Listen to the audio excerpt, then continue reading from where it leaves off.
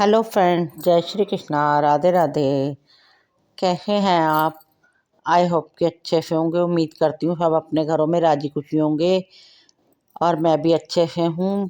सुबह की शुरुआत भगवान जी के चरणों के साथ।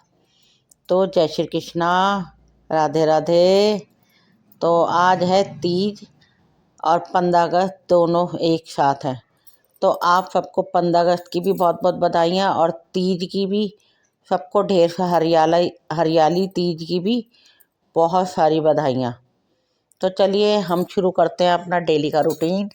सबसे पहले मैं आई तो मैंने अपना घूम फिर के 5:30 बजे 5:20 हो रहे थे लगभग, तो मैं घूम कर के आई। सबसे पहले मैंने पूजा वाले कमरे में चादर झाड़ के झाड़ू और पोछा दोनों लगा दिया, क्योंकि उस कमरे में इतना वो नहीं होता।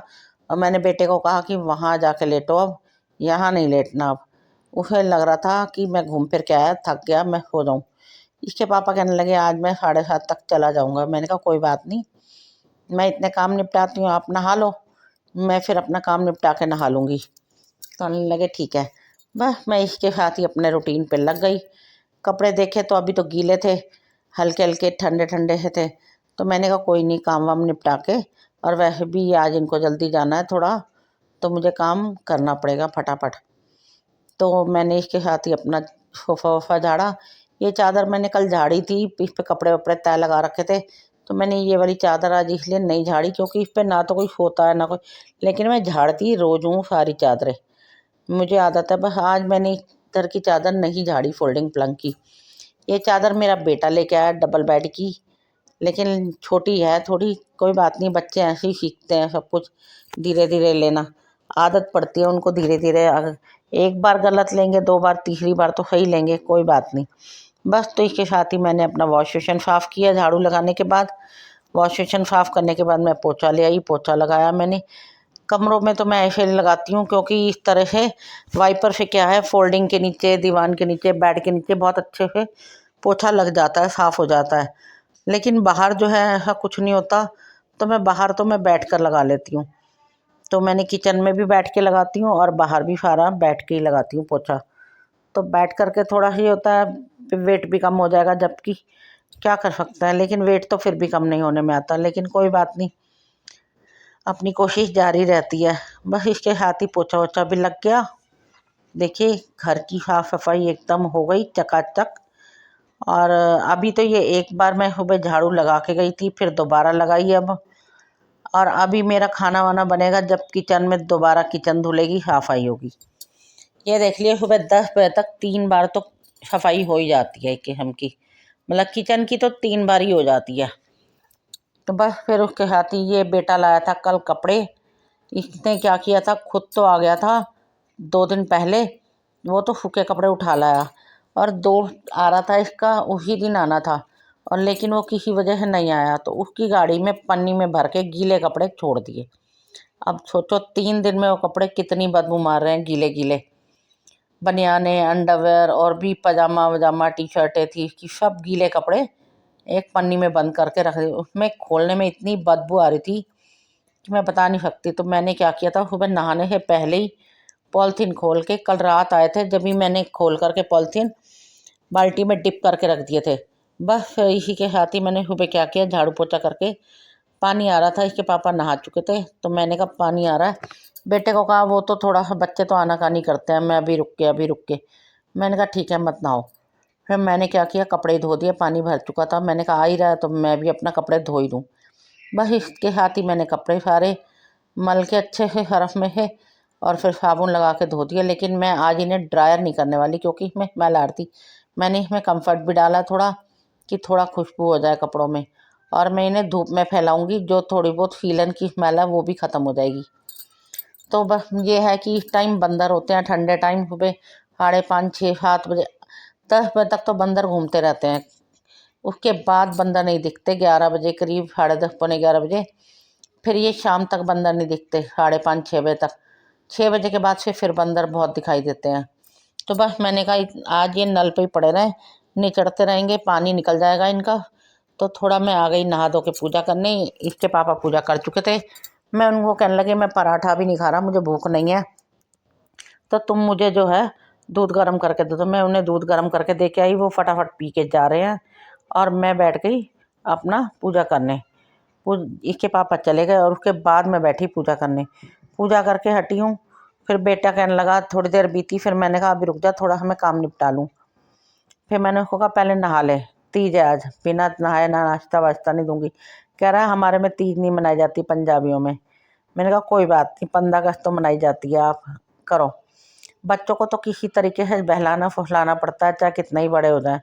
माँ बाप के लिए तो वो छोटे ही रहते हैं। तो बस इसी तरह मुझे इतना बड़ा है, लेकिन फिर भी मुझे समझाना पड़ता है, नहीं नहा के खाना चाहिए क्या, नहीं नहीं नहीं ऐसे करता रहेगा। फिर मैं आ गई अपना पूजा करने के बाद है मंदिर। आज मैं अकेली गई जल चढ़ाने, क्योंकि इसके पापा चले ही गए थे। फिर मैं जल चढ़ाने भी अकेली गई। वहाँ पर भी बहुत सारे बंदर बैठे थे, लेकिन मैं किसी तरह से बस आ गई। किसी को मैंने कहा भगा दीजिए, फिर उन्होंने भगाया तो मैं निकल के आई। बल्कि वहीं मुझे लेट हो गया थोड़ा ज़्यादा, और आने आते आते मुझे 8:45 बज गए। मैं गई थी कितने, 8:15 बजे की गई थी, और 8:45 बजने में 10 मिनट रह गए जब आई। इतना टाइम लग गया बंदरों की वजह से, और जबकि हमारे घर के पास ही है, 2 मिनट लगते हैं बस। फिर उसके बाद मैंने आते ही सबसे पहले कपड़े उतारे, ये बाहर जो टंग रहे थे। कपड़े उतार के मैंने कहा इनको तय लगा लूँ। बेटा कहने लगा मुझे भूख लग रही है, मुझे पराठा बना के दो। वो राजमा रखे थे कल जो मैंने बनाए थे, तो उसके साथ वो पराठा खाता है ठंडे राजमा के साथ। तो बस मैंने उसको पराठा बना के दिया। तो मैंने कहा पापा के लिए भी एक काम कर, 2 पराठे लेके जा राजमा के साथ ही। मैंने उसे बना करके दिए, वो पापा के लिए ले गया 2 पराठे। वैसे तो ये कह रहे थे मैंने नहीं खाना, मैंने दूध ले लिया तो मैं दोपहर में ही खाऊंगा। पर मुझे लगा नहीं, इतनी भाग दौड़ करते हैं, जगह जगह चाय देना, भागना, इस उम्र में देखो खाना तो चाहिए, एनर्जी होनी चाहिए। तो बस मैंने उसके साथ ही 2 पराठे इनके भी पैक करे फटाफट और दे दिए। एक पराठा अपना बनाया चाय के साथ, और उसके साथ मैंने भी खा लिया चाय के साथ ही। बस फिर आ गई मैं, कपड़े वपड़े तय लगा के फोल्डिंग पे सारे रख के, क्योंकि आज मुझे अलमीरा साफ़ करनी थी। तो अलमीरा साफ़ करने के लिए मैंने अभी कपड़े लगाए नहीं। मैंने कहा आज अलमीरा साफ़ करूँगी शाम को, जब ये लोग शॉप पे होंगे। तो आज क्योंकि शॉप पे तो जाना नहीं, बेटा गया हुआ है, तो बस फिर शाम को वो जाएगा। तो मैंने कहा मैं आज अलमीरा साफ़ करूँगी, तब लगाऊँगी ये कपड़े। तो बस मैं आ गई किचन में, और बजे थे 9:15, और बेटा भी चला गया नाश्ता करके, और अपना मेरे कपड़े भी तय हो गए। फिर मैंने अपना फटाफट सब्जी काटी, सब्जी काट के आज 10 बजे तक मैं लगभग बिल्कुल फ्री हो गई थी। अब सोचिए ज़रा, 8 बजे, मतलब मैं 5:30 बजे लगी थी। घूम के आने के बाद से वॉशरूम वगैरह गई, फिर उसके बाद से मेरा काम स्टार्ट हुआ 6 बजे।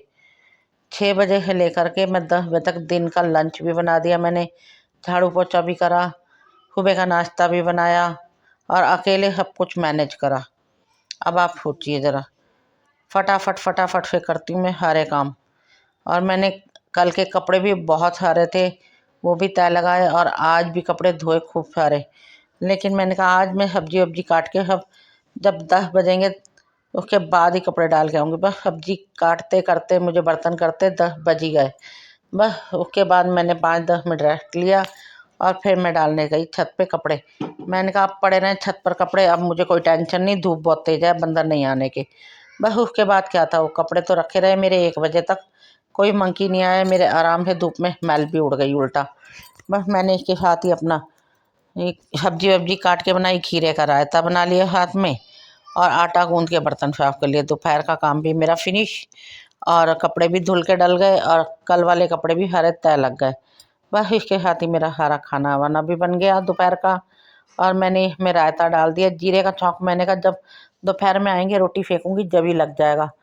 तो बस इसके, क्योंकि जीरे का छौंक बहुत अच्छा लगता है मुझे तवे पे भूनकर।